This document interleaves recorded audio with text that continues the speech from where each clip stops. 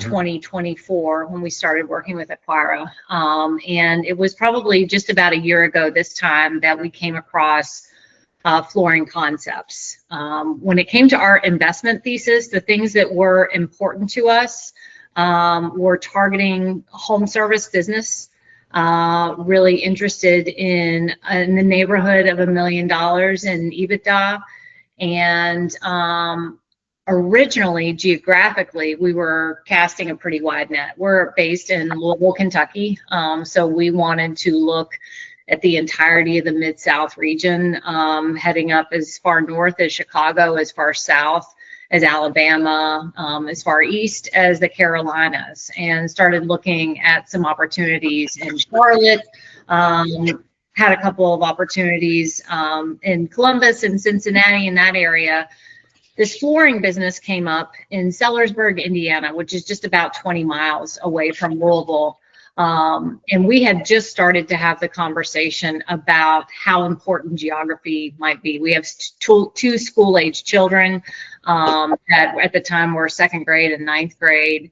And it became clear to us that would be more of a challenge to try to either uproot them or take one or both of this and put us on a commuting schedule. So the geography of Flooring Concepts really made a lot of sense to us. Also, the financials of Flooring Concepts made a lot of sense. We put together an LOI, and that was accepted in October of last year. We worked with Huntington Bank and the SBA for our financing, and then, as Andy mentioned, we closed in March of 25. Kind of early lessons or early observations post-close, and just to kind of establish roles. I am working in the business full-time. My intention was that I would step in as the president or leader of the organization, and Chris would continue his role as an entrepreneur in another business, basically serving as the co-chair of the board of directors, where we collaborate on operational issues, financial performance, those types of things. But day-to-day operations are largely left to me. One other thing to note that I don't think we mentioned, we have no experience when it comes to flooring, floor covering, carpeting, hardwood, LVT. We knew those terms as consumers, but we didn't know anything about sales, distribution, installation. On the commercial or residential side, this business is largely commercial. 85% of the revenue is coming from large commercial projects, and the balance is residential. So that's kind of the quick and dirty background of the other things you'd mentioned. No, I don't think so. We did include the real estate in the transaction. That gave us more attractive terms from the SBA. But so we have a showroom and a warehouse, and all of that rolled up into the transaction. So one other thing worth noting is the team at Flooring Concepts was very lean. There were two sellers, two owners, 75% and 25% of ownership. A front of the house office manager handled bookkeeping and walk-in sales, and then a back of the house manager that handled the warehouse, inventory, loading, unloading trucks, that kind of thing. So basically 2 employees and 2 sellers. So that was one of the risk factors in our business was, gosh, this is really lean. If somebody's not on board, if somebody, one of the sellers kind of feels like, you know, these guys are fine, I'm just going to go to Bermuda for the next 6 months, we were really going to be in a pickle. So we knew out of the gates that building relationships, building trust was going to be important. So even pre-close, we did invest a lot of time and energy to make sure that the sellers liked us. You know, as superficial as that may sound, we wanted to make sure that they knew they could trust us, they could have confidence in us, especially because we didn't have experience in floor coverings and managing this type of team and managing this type of operation. So not to say we were gross about it, but we showed a lot of deference and a lot of respect for what they had built. Really, I think, just demonstrated that we trusted that they had the expertise and we were going to lean on them to teach us the business, which happily we can report, 4.5 months into it. They have really leaned into that role as well in terms of teaching me the business, making sure I understand how to do measurements, how to order materials, how to service any issues that come up with the installation or post-installation. So that has worked out extraordinarily well. And I do think it's because we invested a lot of time and energy in those relationships and making sure that the sellers, and therefore also the two team members, really trusted us and had a lot of respect for us in how we intended to transition the business and make sure that we were thoughtful and purposeful in how we communicated any changes that we did intend to make. Are there any questions at this point or anything that we can dive a little deeper into? So a question for you on you mentioned investing that time into developing that relationship. Do you have any examples of specific things you did to kind of build that relationship and that trust? So interestingly, we wanted to do things like have dinner. We wanted to do things like have lunch. I'm a big mealtime person, and that is how I connect with people, including in my own household. But these guys were not big mealtime people, and they actually don't even eat lunch during the day. So that was a bit of a stumbling block for me because I'm like, how do you build a relationship with people if you're not having a meal? But we had all of our diligence meetings at their office. We asked a ton of questions. We demonstrated a lot of interest, authentic interest in their families, in their journey. What was it like building this business in the 1990s? What was it like going through COVID with this business? And really listening to their responses with purpose and intention, and really paying just close attention to what they seemed to care about. I know one of the sellers was big into hunting and fishing, and I don't know a lot about that. Honestly, Chris probably doesn't know a lot about that either, but you knew enough to be dangerous and ask good questions and try to build that relationship. So I think that helped us a great deal in establishing a very quick friendship. We tried to treat this not as a transaction, even though ultimately it was, and even though we had a laundry list of diligence items that we needed to understand, we framed every one of our meetings as a conversation. And even though we had this kind of tick list of things that we wanted to go through, we didn't treat it as an interview. We didn't treat it as a multiple choice questionnaire to be filled out. We really tried to treat it as much as a conversation as possible.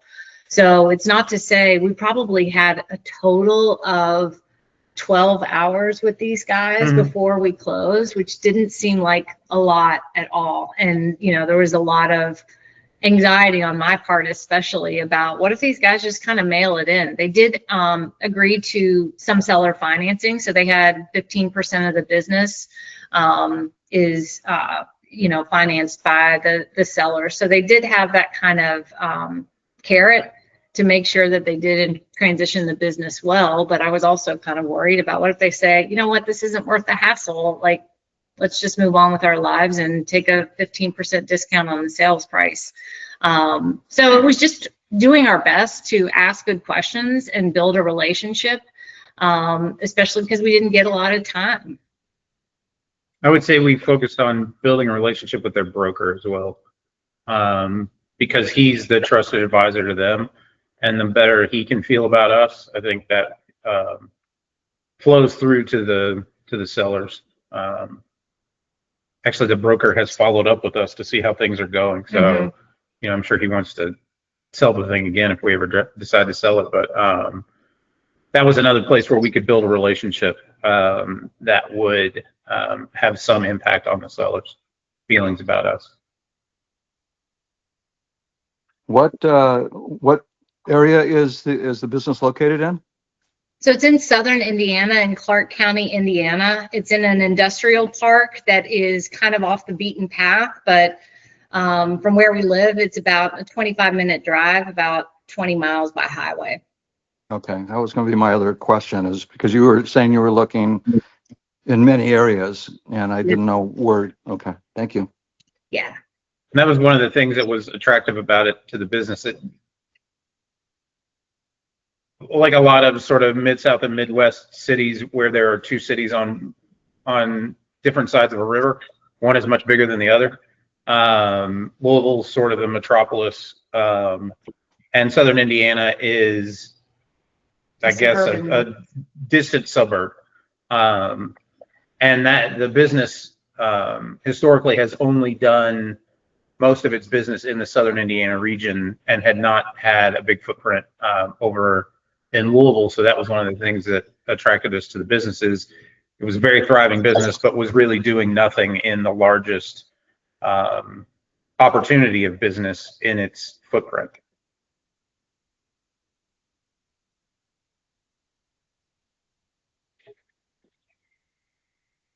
So we can talk a little bit about some of the things that we introduced early on. You know, some of the, you know, we had this relationship established in the first few weeks. I was, you know, anxious about how are we going to be received?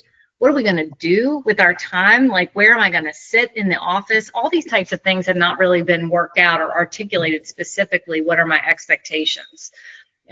This is kind of a weird cultural thing, but the 75% shareholder, the original founder of the business, has kind of a president's office. He has all of his pictures throughout the years of owning the business, and he has agreed to work in the business and kind of transition the important relationships, but he's still managing a lot of commercial jobs for us and earning a commission on that business. But he's working with us until the end of this year and into a bit the first quarter of 2026.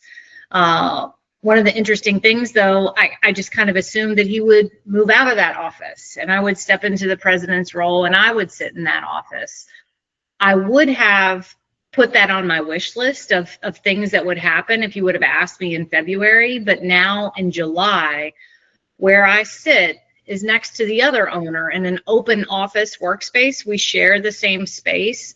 And the fact that I can sit next to this former 25% shareholder and hear his calls on the phone and wheel over to his desk and ask some questions, I am so glad I didn't box myself into a corner office where I would be isolated from installer complaints and customer escalations or anything else that kind of happens on the showroom floor and is happening out in the warehouse.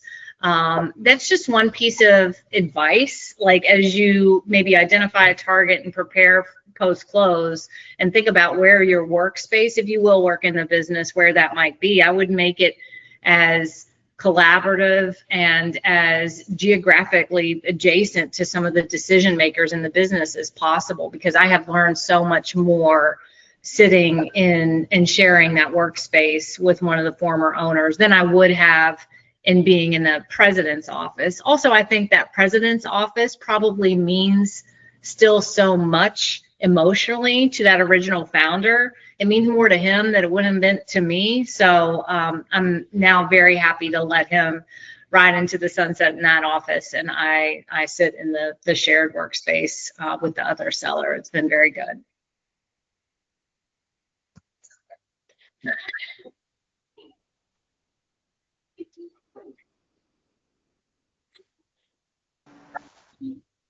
That's really interesting insight, and appreciate that. I have a question I missed at the beginning. You said it's a flooring company, is that correct? Right, yes. Is there any, did you come up with any, I don't know if this is in Indiana, or if is that one that requires like a license or anything like that, or is there that part of the No, it's not a requirement. So on the Kentucky nor the Indiana side, there's no licensure requirement for the installation of floors. And just to talk through that, because I think I shared, we still have 2 employees and 2 exiting former owners.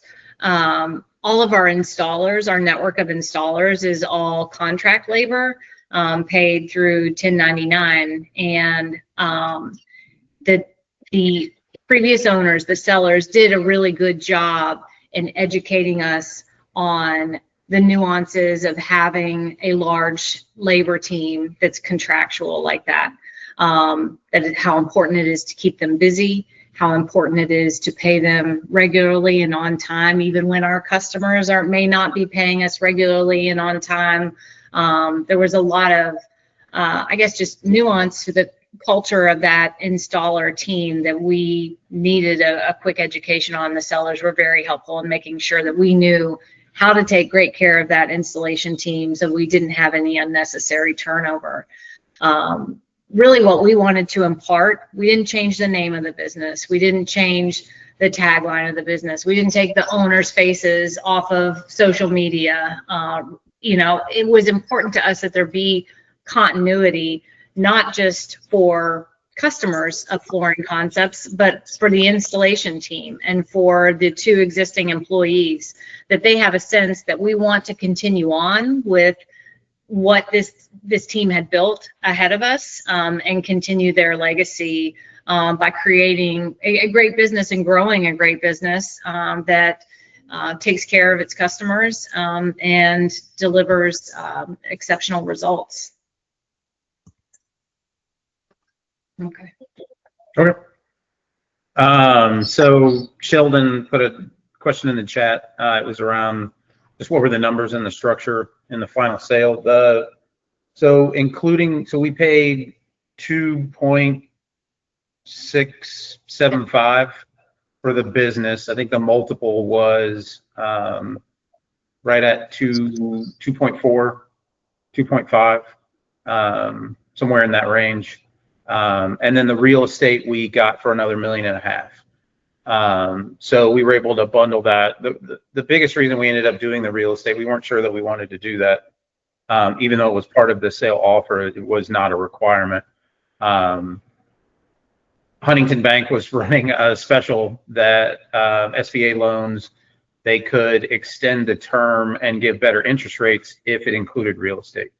So what we ended up doing is our monthly loan payment is actually lower when we included the real estate than it would have been if we had just bought the business. So we just went ahead and bought the real estate because at that point, why not? And now we're just paying ourselves for the real estate as opposed to paying somebody else. So we got a better rate, got a better loan payment, and then turned what would have been an expense into an income stream. So those were the numbers. The EBITDA, we sort of looked at it as more seller's discretionary earnings. I think when we bought it, it was roughly a little over 800,000. So there was plenty of margin in the business to cover the loan service and still operate the business, and still have enough to pull money out of it as well.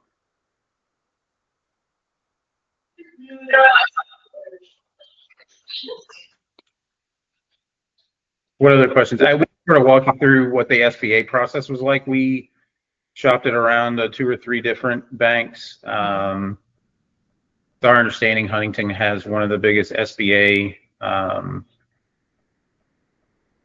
practices, I guess, in the U.S. They're a regional bank. For anyone that's not familiar with them, they're based in Ohio, I believe.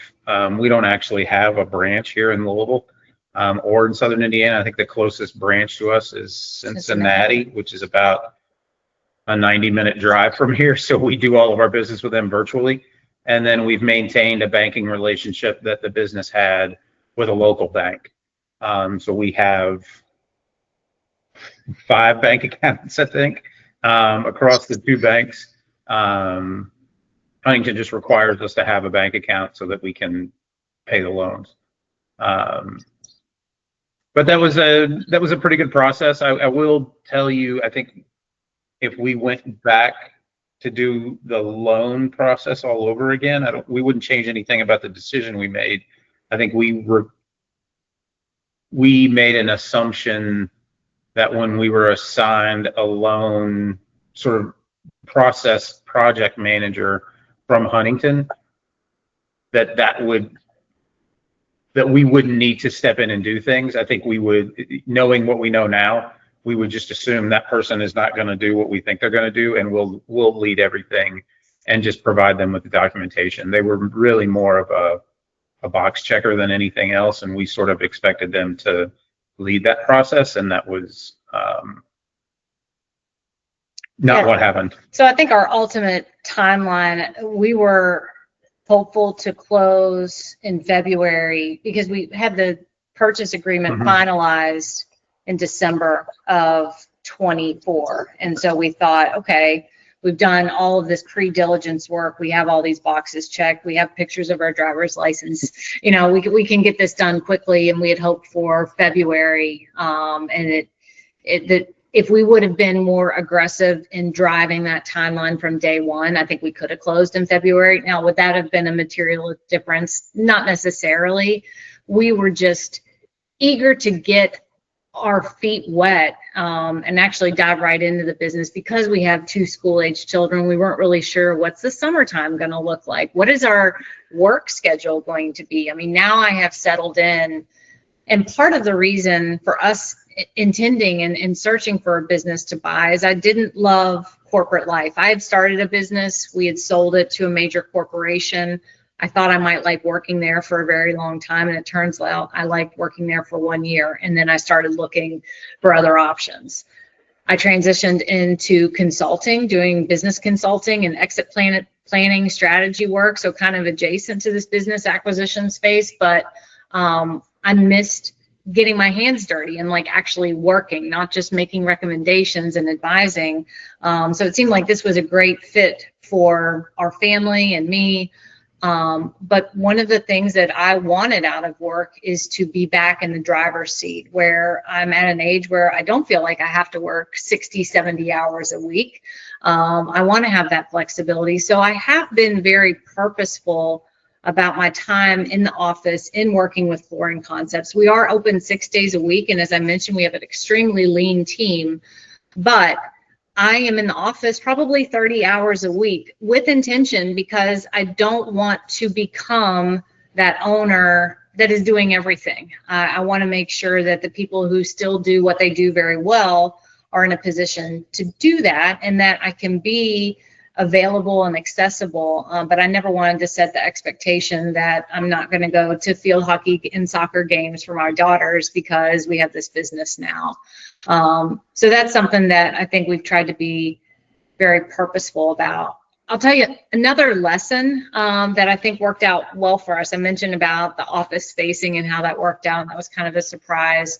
Also, I think a surprise lesson for us was hiring an intern for the summer. The timing worked out great because we could bring somebody on board in the middle of May, and she, her last day with us is just going to be in about a week and a half, the end of July. But it has been so great to have somebody who you can kind of experiment with this role, especially because we have such a lean team. I have a million ideas, and actually probably like 7 ideas of what somebody could do in our organization and how they could create value right away on the residential side, on the marketing and promotion side, on the logistics side, and just making sure we have better documentation and better processes documented. But this woman working with us, this young woman who's a junior in college, she's been able to do a lot of that, and some of it has gone really well, and some of it has gone poorly. And it has been such a good experiment because I would be very reluctant to onboard somebody at a full-time salary or even a part-time position, not really knowing with some certainty what their roles and responsibilities are, what their success metrics should look like. So that's advice that I would give, you know, no matter the timing. If you can onboard and work with an intern in your field, that's a great way to like kind of try before you buy. With somebody who's new in their career and eager to try and lift a lot of different hats as well. So it was a good fit for both of us because she wanted to try a lot of different things and see what about working in, her degree is in interior design. But we kind of showed her behind the scenes, behind the sale to the customer and picking out, you know, the texture and the color. Mm-hmm. What else goes into making this product and this installation a success. So that's been a good experience as well. What are your long-term plans with the business from the standpoint of your time? Are you looking to stay at 30 hours or so, or are you looking to back away from it a little bit? I would like to back away from it a little bit. And another thing, I don't know if I've explicitly said this, it has been so much fun to learn this business. So it was with like some apprehension that I was like, we're going to buy a business that we don't know anything about, but learning a totally new industry, getting to know a whole new team of people, immersing myself in their culture, that has been a lot of fun. So I am in a place where I really love going to work, and I love working in this business and don't have the dread of, oh no, we're open on Saturday and it's my turn to cover. I really enjoy it now, but 2 and 3 years down the road, the intention would be that we either promote, and I think our front of the house office manager is an excellent candidate. She has worked in the business for 3 years. Her background is in accounting, but she has a knack for sales as well. And she's the youngest person in our office at the dear age of 31, but she has introduced a lot of process and is very interested in making the business more efficient. So I think she could be a great candidate for being a general manager, at which point I would step back and put myself in more of an advisory role, hopefully continue to drive leads and opportunities on that commercial flooring side. But this woman or somebody like her would be the candidate that would become the day-to-day operations lead. And I would expect to have some financial incentives, even if it doesn't look like equity in the business. Some incentives that are based on the actual financial performance of the business as a whole and not just their individual success metrics. So does that mean that we buy another business and, bolt on complementary services like countertop fabrication or another flooring business? We haven't really gotten that far along, I think, because there is so much potential right now with Flooring Concepts. But that would be the idea, is that we continue to leverage that flexibility and understand the jobs to be done and where we need some expertise and, where we need just good documentation and maybe not a human resource to manage certain processes. I appreciate that. Thank you. I'm happy to see how well you both are doing, and thank you for sharing. Thank you. I mean, we have had a couple of surprises. I mean, I think I should disclose a few of the oh no moments that we've had. Nothing terrifying to date, but I know working with the Acquira team, they were big. Our advising team was big on working capital, and you guys, even if you're not evaluating an opportunity, you're probably already thinking about working capital and what to ask for, and always ask for more than what you need. And I'm like, yeah, but we really want to get this deal closed. And we will ask for exactly what we need and it'll be great. We had a great partner in Rich in helping us figure out what the right amount of working capital was for our business, which seemed like so full of cushion. And then on top of that, Huntington built in, how much working capital? 700,000 total? Is that right? Yeah, so they gave us effectively $50,000 that we couldn't say no to at close. And then over the first 60 days or 90 days, there's another $200,000 effectively line of credit that just gets bundled into the main loan that you can use for anything. You just have to submit expenses. So we were able to leverage that capital, and then as part of a loan, we also have a $400,000 line of credit, which we have not tapped yet, but it's there in case we did need something. But we still would, if I could go back, I would ask for another 30 days of working capital. We asked for a lot to be left in the business, and we've not had cash flow issues, but It's been tighter. There's lumpiness in, because we pay our installers weekly, but then we bill not weekly. So there is some, just a capital. We wondered why they had so much money sitting in a bank account. Partly that was their conservatism, but partly we understand the other side of it now, why. I mean, there probably always needs to be $500,000 of capital in this business just sitting there to maintain the expenses that we have to incur, because we are typically going to be incurring those expenses before we ever generate any cash flow.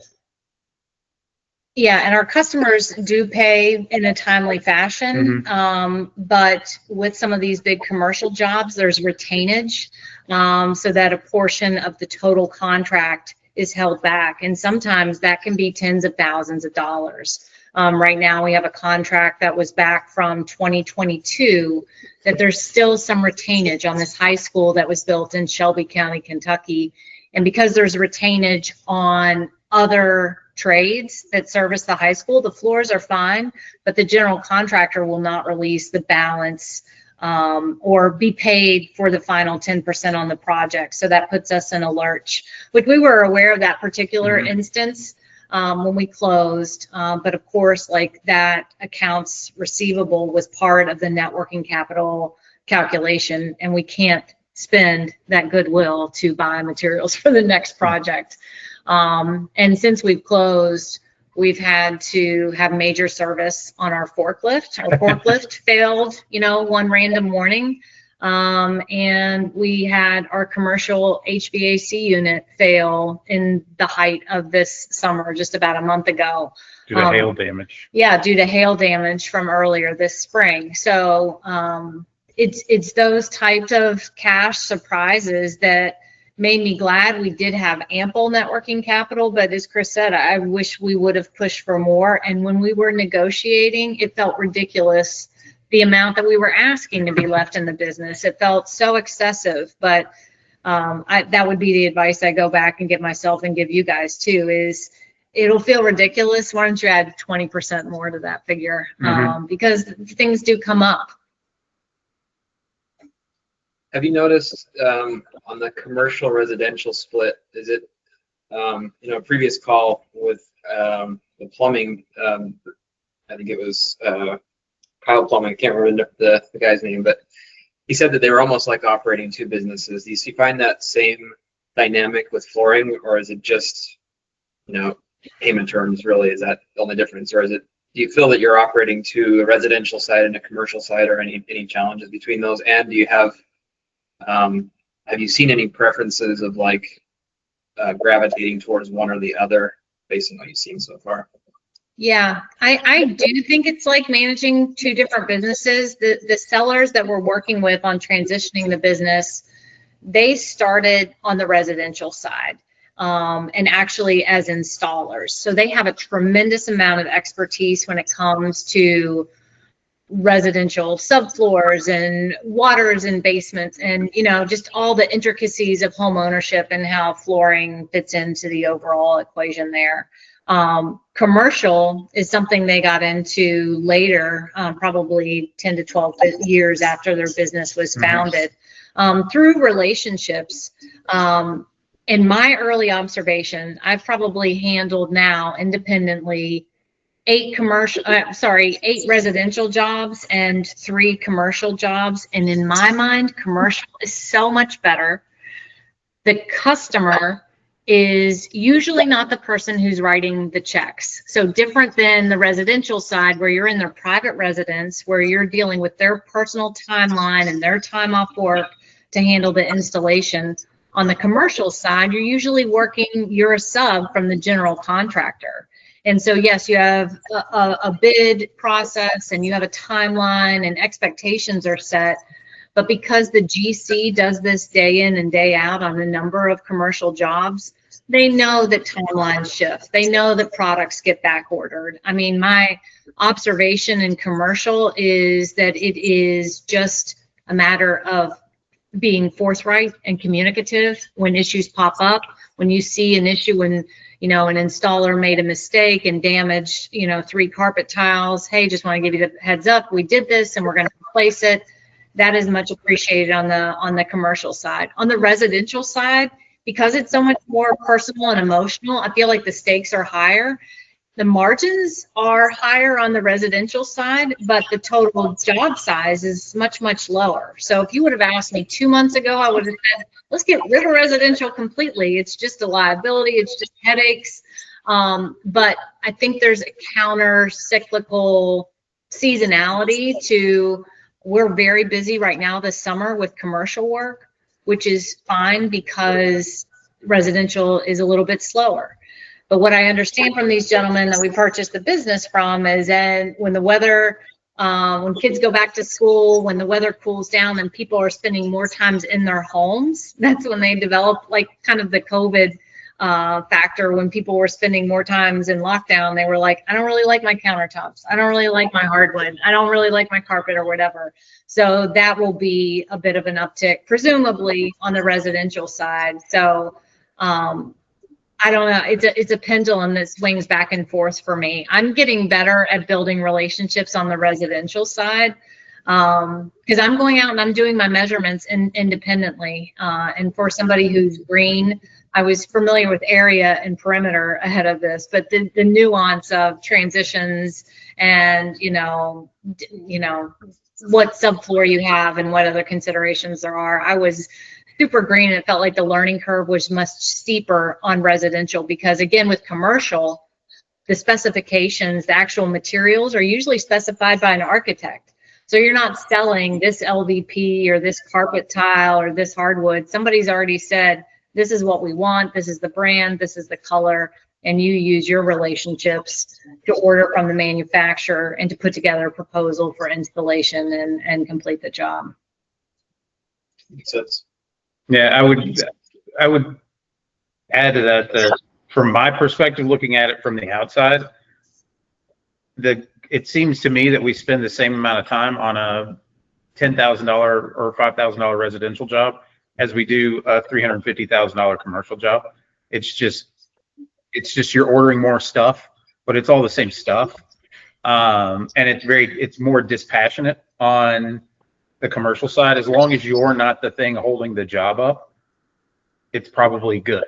If you become the problem for the GC, then all of a sudden things are probably going to get a little more passionate.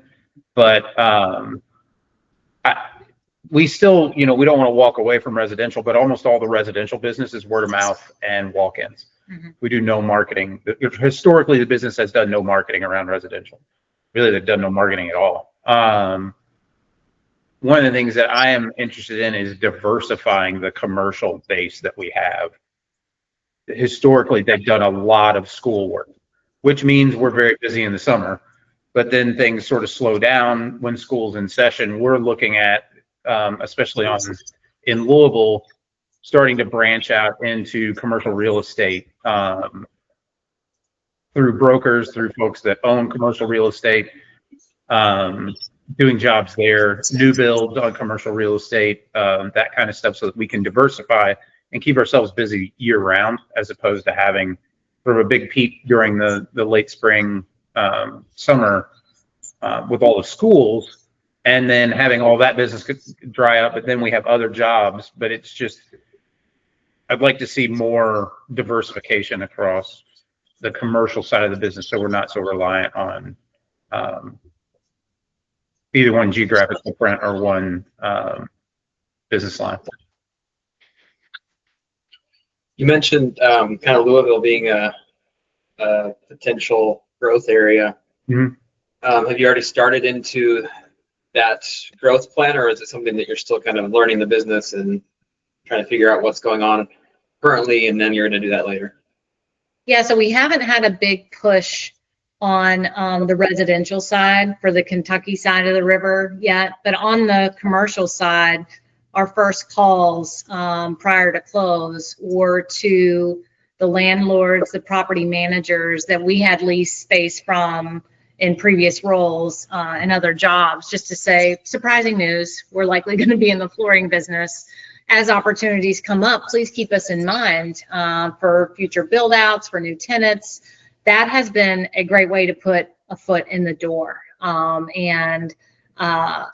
basically build confidence in our installation team, build confidence that we have that expertise, even though we're relatively new to flooring.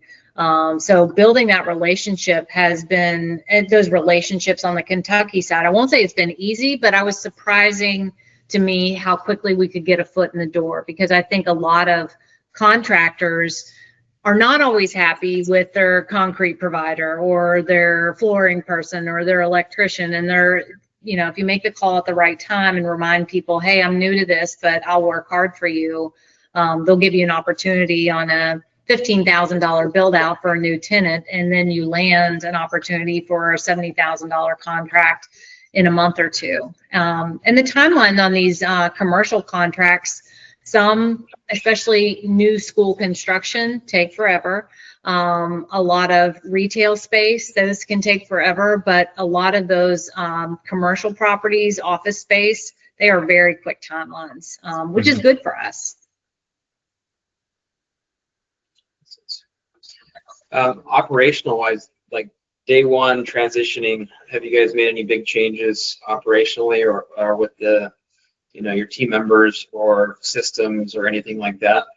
Yeah, we did pick, there was a lot of low-hanging fruit. Number one was that we were issuing paper checks for everything, and not just printing paper checks, writing paper checks. So we did that in the first week. We switched to direct deposit for our vendor payments. Our installers love that too, because they didn't have to come in on Fridays and pick up a check. So that was a very quick and easy win that I was like, oh my gosh, let's do more. So we also upgraded our computer systems. We introduced a computer system with security, and there was some reluctance in terms of migrating email, however, and going on to a Flooring Concepts domain instead of bellsouth.net and sbcglobal.net.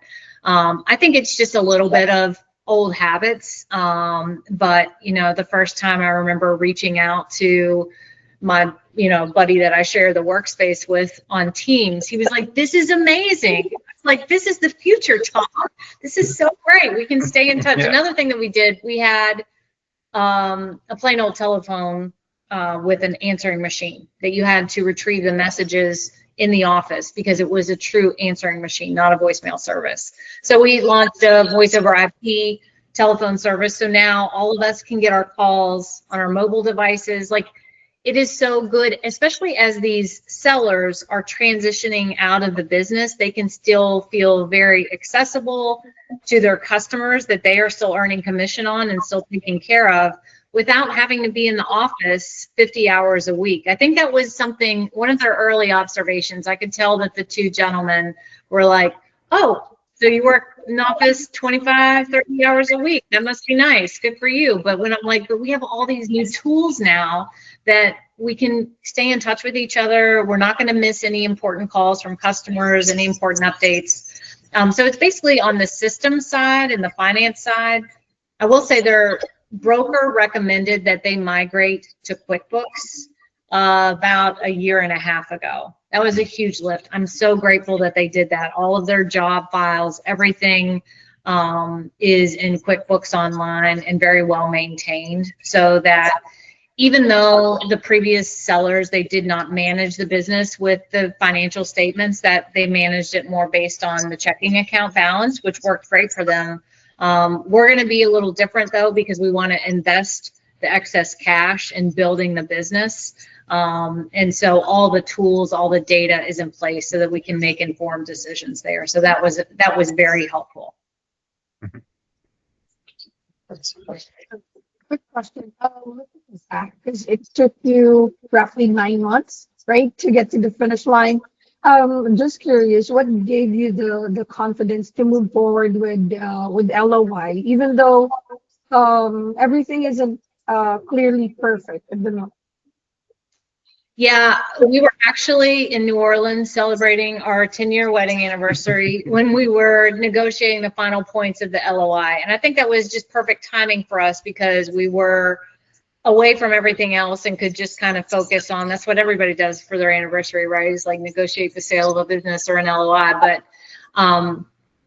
We are a good partnership. Like, and for those of you that are independent operators, even if it's not your spouse, even if you don't have a partner, Chris is a great yin to my yang. I fall in love quickly with opportunities. I'm like, oh my gosh, this flooring business, there's so much that we could do with it. There's so much low-hanging fruit. Like, we could do this, this, and this. And Chris is like, let's not forget the 7 things that could be total deal breakers. And I'm like, oh, well, we could navigate around that. Like, I think we were a great partnership, that he could be the science of the deal and I was more the art of the deal. But I think what pushed us into an LOI was just the confidence of, we're still in the phase of nothing is permanent. You know, we didn't have to put any money down. The broker didn't request that of us. It just felt like, you know, asking permission to, you know, go on a 3rd or 4th date with these sellers, which is exactly what we did. We hadn't even met them until we got the LOI in place. So I don't think we had a ton of consternation about should we or shouldn't we with the LOI. I think as we got into November and December, I think we had a few things. And again, I was already in love with, I want to close this deal. And I think it was important that Chris maintained that there are still things that could come up that would make it appropriate for us to walk away. So it was good to have those conversations on this side of the negotiating table so that we could kind of hold each other accountable, because I think I would have been a person who may have seen a red flag if one came up and said, no, we can work around it, or we can negotiate the purchase price and it'll all work out in the end. That may be, but Chris was just, he's much more of the scientist in the family. Yeah, I think the way we looked at the LOI was, it's just a signal to these guys. All right, we're not just somebody who's you know, just calling around to see about businesses. This is serious. We're interested in moving forward to the next step and the next phase. But it doesn't mean that we're going to buy the business. It just means that we're now more interested in you knowing that we're serious buyers, and now you need to start showing us everything. You might have already mentioned this, but was this like an on-market biz buy sell finding that you had? And did you deal with any competition at all, or was it? So it was an on-market deal, and it was listed on Biz Buy Sell. I think it was Chris that actually got the original notification and just went ahead and signed the NDA so that we could get the COI. Sorry for all the acronyms. I know you guys know them. So the one thing that was interesting, I don't think we had competition on this round, but Flooring Concepts had not gotten all the way to the altar, but they had an LOI in place and had completed early diligence with a previous prospective buyer. That buyer had another business that they were more interested in, and that deal came together. And so they bowed out of Flooring Concepts. That was the story we were told, which it seemed believable. And again, I wanted to believe it. But I think that was so helpful because they had gone through this process with another party. So I think the broker, again, worked. I think he advocated for them very well, but I think he also helped them understand, here are the lessons we learned from going through this probably 6 months before we came to the table, which I think made them just much more efficient in their responses, and maybe more open-minded. I think these guys might have assumed that you need to have a lot of experience in flooring to run a flooring business. And I could tell, I mean, my background was in insurance, pet insurance specifically. You could tell that they kind of scoffed at, what are you doing in the flooring business? But now I think they do truly appreciate, I have a willingness to learn. I'm capable of learning. I take good notes. I, want to make sure that we can replicate the success that they've built in prior years. And I think they have a lot of respect for how we approach the business management, where we have leaned on our installation team and the other employees for their expertise. Yeah, I also think we were able to, I always looked at the broker not as their broker. He's the broker of the deal. and he wants the deal to get done, and he only gets paid if the deal gets done. So while he didn't specifically represent us, he did have an interest in having the deal get done and having it be reasonable for both parties. So that was something that we were able to leverage as well. But the previous deal, it was our understanding the previous deal, Huntington Bank had actually underwritten that deal as well and had put a loan package together for that previous deal. And they're the ones that shared a lot of the information about what that previous deal looked like for us. So, but to our understanding, there was no one ever told us that there was another bid on the business that was active. So did you have any, you mentioned kind of deal breaker red flags. Did you have any red flags that weren't deal breakers that you kind of overcame? Well, I think how lean the team was, Yeah. it was a big risk. It made us nervous. Yeah. Still makes us nervous. Yeah. I mean, I was like, should I hug these people on the first day? I want to let them go. I want you to stay. Yeah.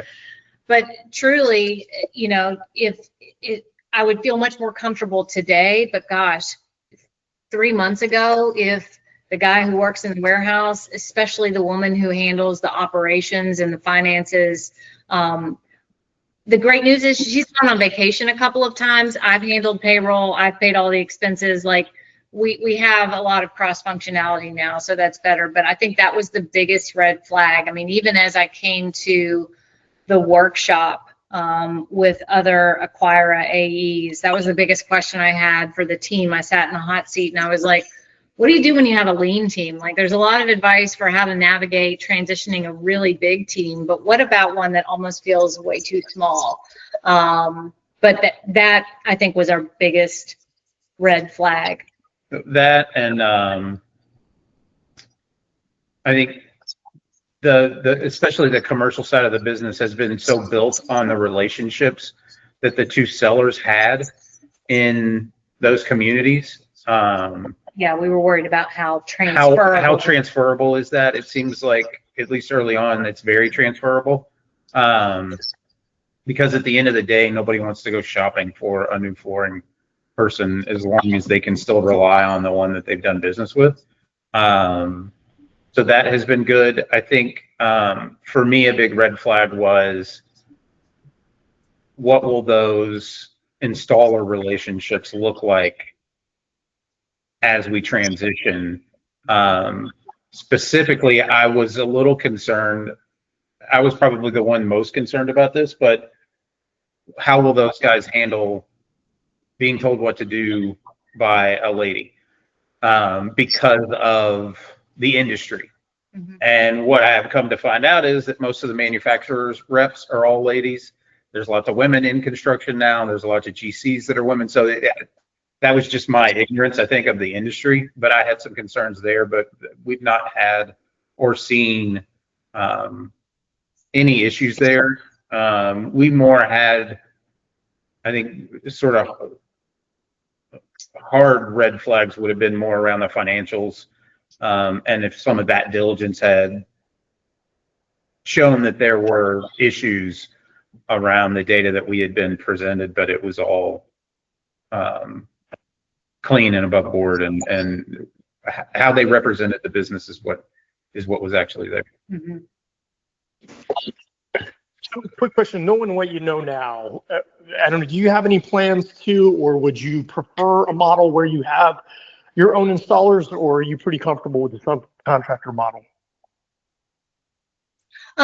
We're very comfortable with the contractor model. I think as long as we are keeping those guys busy, so that they don't feel pressure to shop around and work for other companies, I think we're very comfortable with it right now. I think I would just have reservations about the permanency of a hire. I think it's a healthy dynamic where you're doing great work for us and you did great work for this school in Clark County. We're going to have you do this other middle school in Clark County.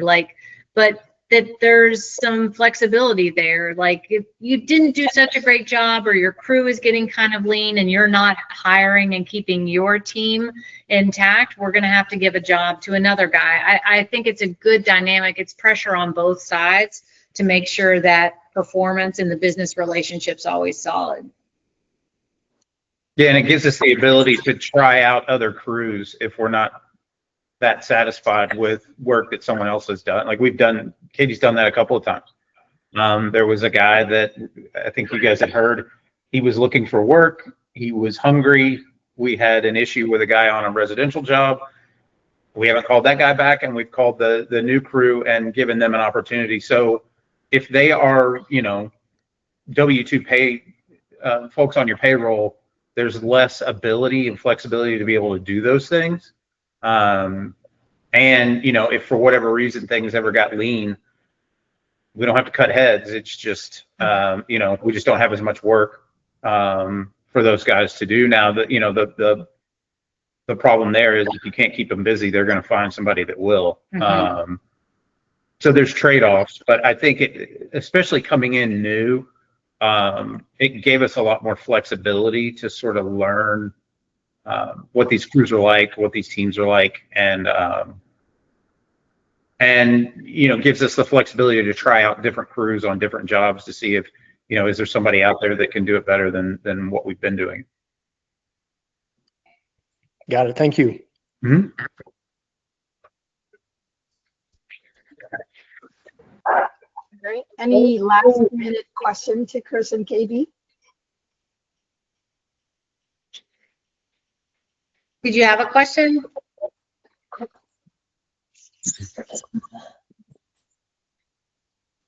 All right. All right. Can you hear me okay? Well, I would like to thank both of you for taking the time, sharing your experience today with the group. I mean, your insights were clear and incredibly valuable for everyone. So we really appreciate the time, and good luck to the post-close journey. Yeah. Thank you. Good luck to everybody. Thanks, guys. Nice to see you. Appreciate it. Thanks.